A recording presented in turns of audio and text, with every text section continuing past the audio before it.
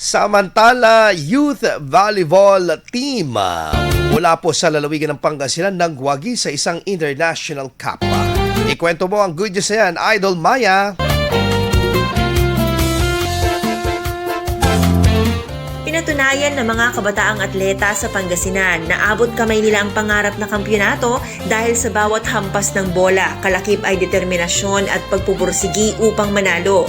Kampiyon ang USAD Pangasinan Youth Volleyball Team na siyang naging kinatawan ng bansa sa katatapos lamang na Korea Volleyball Cup Danyang 2026 noong January 24 to 27, 2026.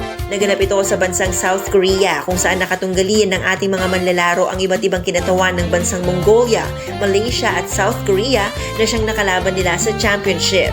Ang panalong ito ng USAD Pangasinan ay kauna-unahang international title ng Pangasinan at ng Pilipinas sa naturang kompetisyon. Sa isang panayam sa kanilang coach na si Coach Anthony John de la Cruz, pinaghandaan at puspusan umano ang training na kanilang ginawa para maiuwi ang championship. Yan ang ating good news. Ako po si Idol Maya, Tatak, IFM. IFM News. IFM News. IFM.